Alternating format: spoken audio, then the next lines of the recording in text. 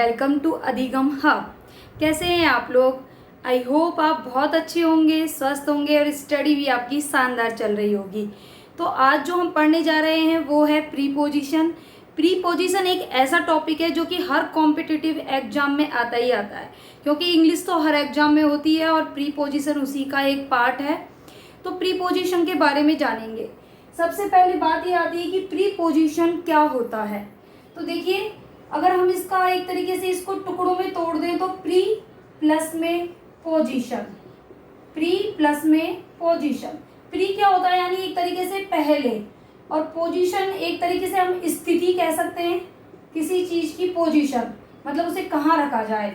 तो pre position वो होता है जिसे हम नाउन के पहले यूज करते हैं और वो सेंटेंस में दूसरे वर्ड के साथ एक रिलेशन बताता है, यानी दूसरा जो शब्द है, वर्ड है, उसके साथ रिलेशन बताता है। इसे हम नाउन के पहले यूज करते हैं, जैसे कि आई एम इन रूम।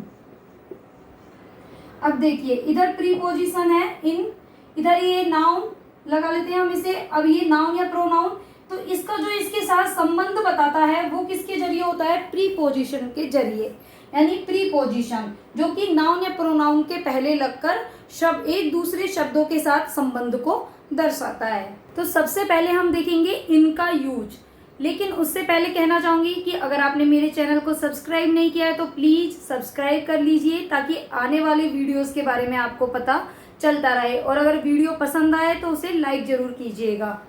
तो यूज ऑफ इन में हम देखेंगे कि पहले से कोई चीज या कोई भी व्यक्ति अंदर हो, ऑलरेडी वो अंदर बैठा हुआ है, या कोई सामान जो कि ऑलरेडी अंदर है, तो उसके लिए हम किसका यूज करेंगे? इनका। जैसे कि एग्जाम्पल में my mother is cooking in kitchen, या फिर कह सकते हैं कि my brother is sitting in room, is sitting in room. या फिर आई स्वैम इन रिवर यस्टरडे, कि मैंने कल नदी में तैरा, यानी नदी में स्विमिंग की। तो आई स्वैम इन रिवर यस्टरडे। फिर आता है एक पहनावे के लिए, पहनावा दिखाने के लिए भी हम किसका यूज करते हैं? इनका। पहनावा दिखाने के लिए,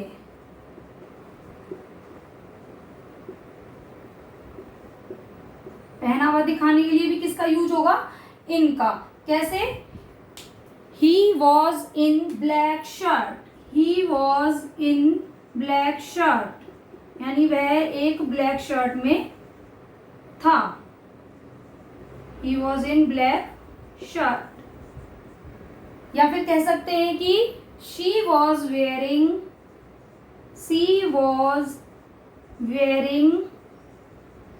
a red साड़ी, यानी उसने एक लाल साड़ी पहनी हुई थी।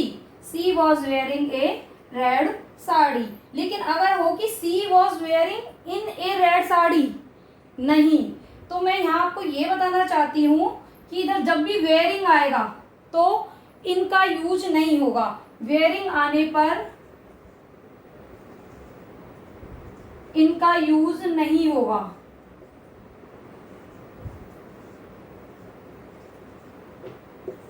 इसको जरूर याद रखना कि वेयरिंग जब भी आएगा तो इनका यूज नहीं होगा।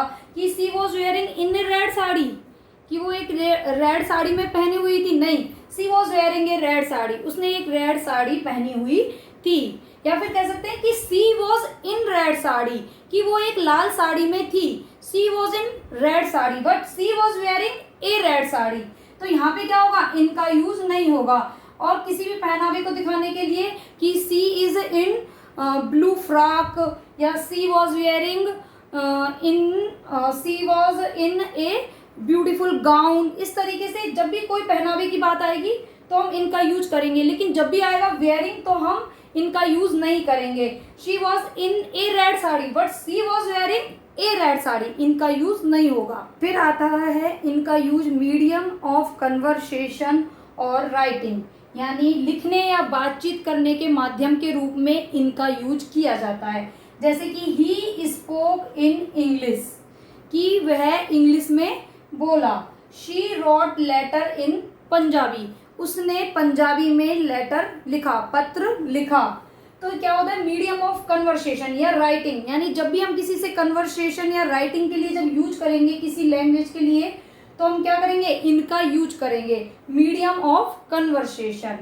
फिर आता है कि समय की संख्या दिखाने के लिए, यानी समय की संख्या कैसे दिखाने के लिए, जैसे कि Ram return home in 2 days, कि जो राम है वो 2 दिन में घर लौटा, जो राम है वो 2 दिन में घर लौटा। तो यहाँ पे क्या हुआ, समय की संख्या 2 days, कि भाई वो 2 दिन में घर लौटा। और यहाँ पर कन्वर्सेशन का माध्यम क्या होता है, जैसे कि इन इंग्लिश, इन पंजाबी। इसी तरीके से she finish her works in a week, कि उसने अपने कार्य को 1 सप्ते में खत्म किया। तो यहाँ पे समय के लिए क्या आया, ए वीक, और उसमें क्या आया, 2 days।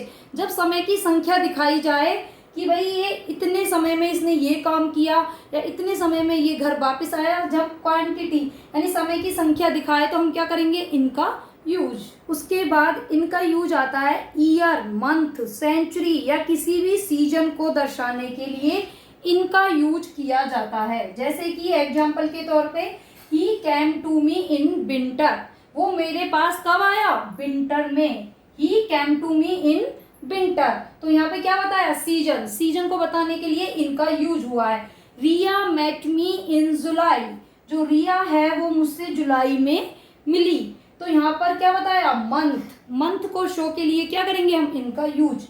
Mohan passed the class in 2012, जो मोहन है उसने 2012 में कक्षा को पास किया। तो यहाँ पर क्या बताया है, एक तरीके से ईयर बताया है। सेंचुरी भी हम कह सकते हैं कि we got freedom in 19th, एक तरीके से 19th सेंचुरी। तो इसके लिए सेंचुरी के लिए भी हम क्या करेंगे, इनका यूज करेंगे। फिर आता है कि कोई भी परमानेंट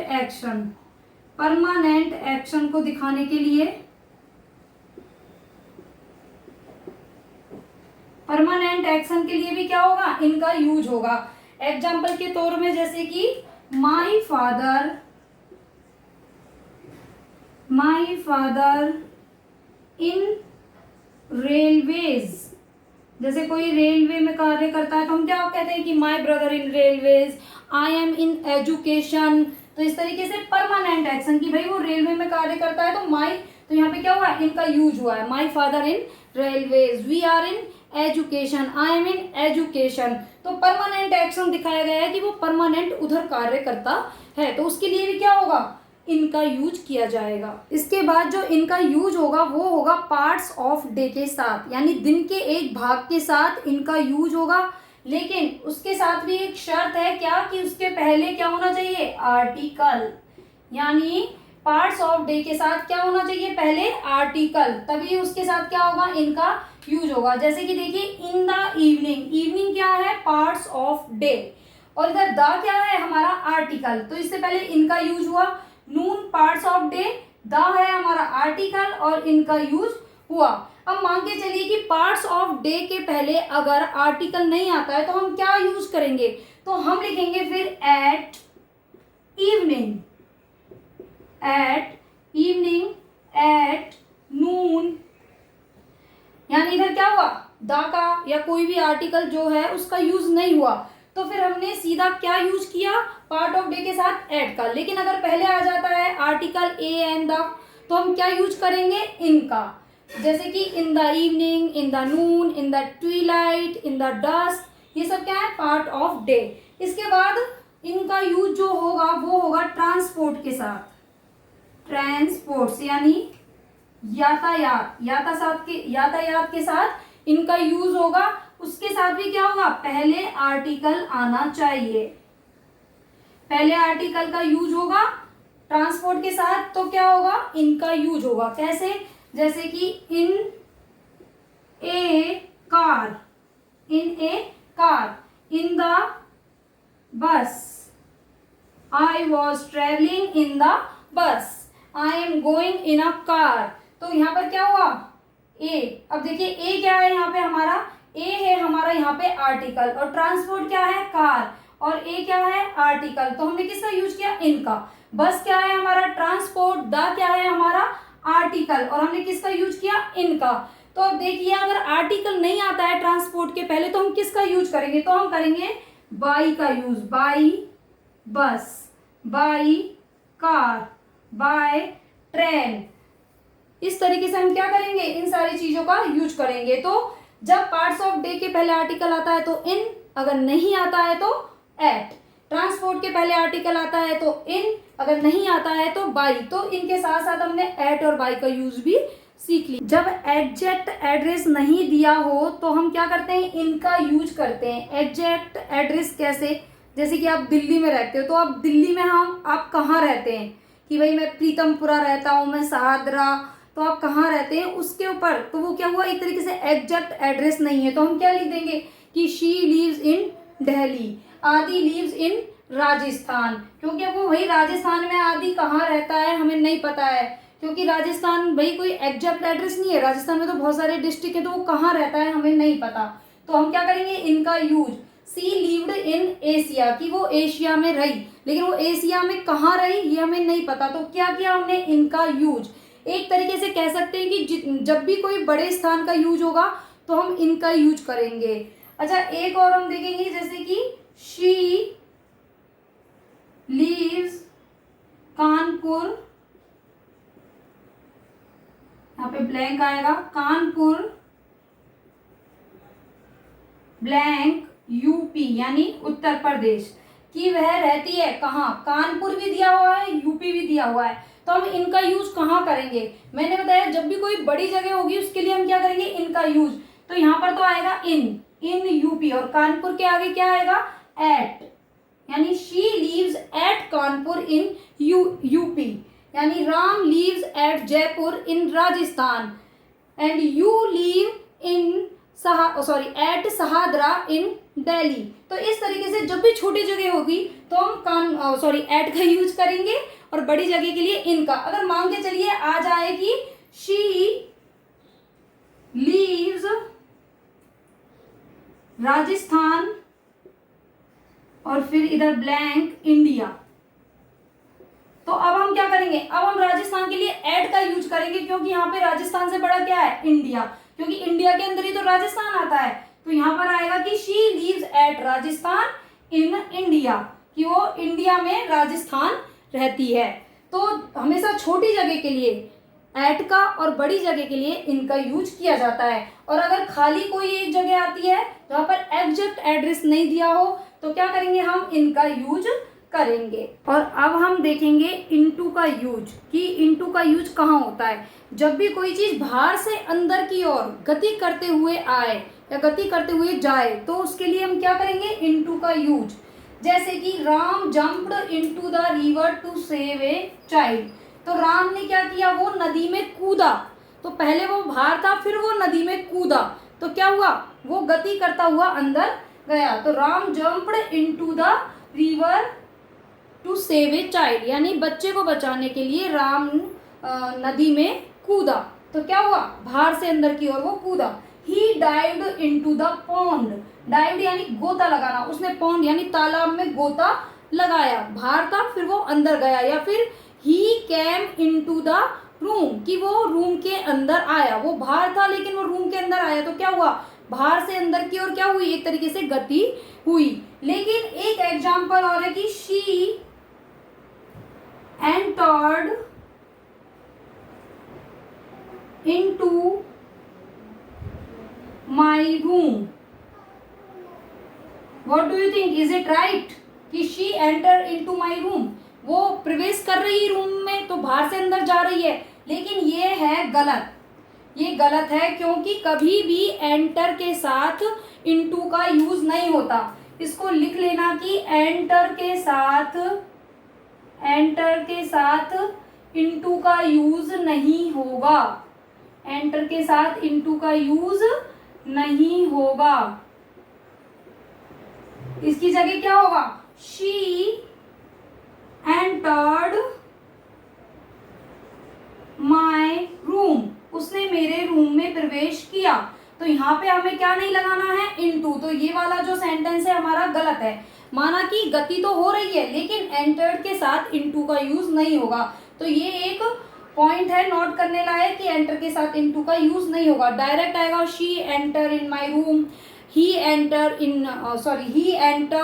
माई ऑफिस, इन भी नहीं आएगा, सॉरी वो मैंने गलती से बोल दिया था, she entered my room, he entered my room, यानी उसने प्रवेश किया, तो प्रवेश के साथ ही एंटर्ड में ही पूरा एक तरीके से वो जो गति है वो आ जाता है, तो उसके साथ इनटू का यूज नहीं होगा। फिर उसके बाद जो इनटू है उसका यूज होगा नाउन या प्रोनाउन की कंडीशन चेंज होने पर। कैसे, एग्जांपल से समझेंगे कि milk is changed into curd. जो मिल्क था वो किस में बदल गया, कर्ड में। पहले वो मिल्क था लेकिन गति हुई और वो कर्ड बन गया है, तो क्या हुआ यहाँ पे एक तरीके से कंडीशन चेंज हो गई है। किसकी, मिल्क, एक तरीके से हम नाउन लगा लेते हैं तो क्या हुआ, कंडीशन चेंज हो गई है और वो क्या बन गया है, कर्ड।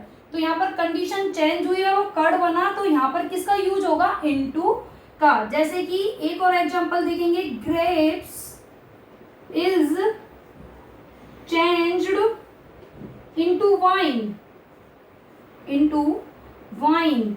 जो ग्रेप्स हैं वो वाइन में बदल गए, तो क्या हुआ, पहले वो ग्रेप्स थे लेकिन कंडीशन अब जो ग्रेप्स की है वो चेंज हो गई है, यानी एक तरीके से नाउन की कंडीशन चेंज हो गई है और वो किस में बदल गया है, वाइन में। तो इसलिए यहाँ पर किसका यूज होगा, इनटू का। या फिर कह सकते हैं milk is turn into sour, यानी जो मिल्क है वो कैसा पड़ गया है, खट्टा हो गया है, तो उसके लिए क्या हुआ कि उसकी कंडीशन बदल गई, वो कैसा हो गया, खट्टा हो गया।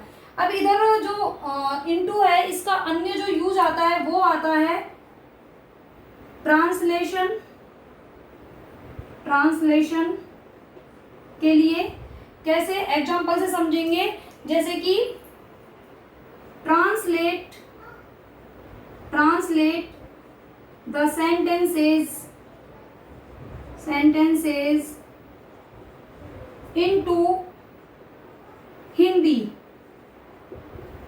यानी जो सेंटेंस है, वाक्य हैं, उनको किसमें, अच्छा इधर हिंदी गलत लिख दिया मैंने, हिंदी, जो वाक्य हैं, सेंटेंस हैं, उनको हिंदी में बदलो।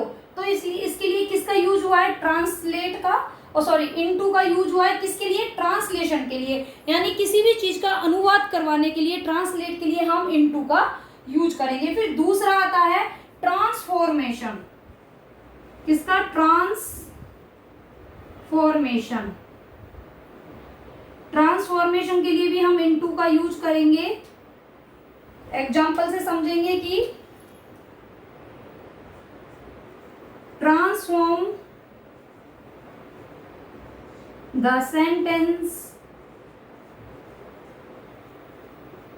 sentences into passive voice, passive voice।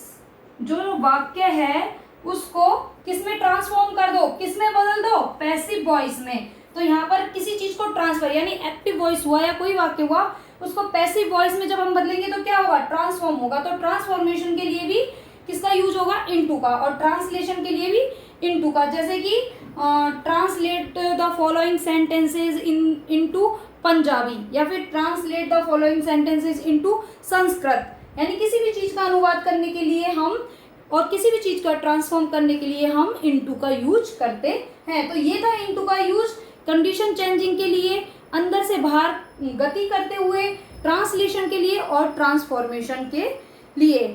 तो आज के लिए बस इतना ही। इन और इनटू थोड़ा थोड़ा समझेंगे, अच्छे से याद होगा, अच्छे से क्लियर होगा।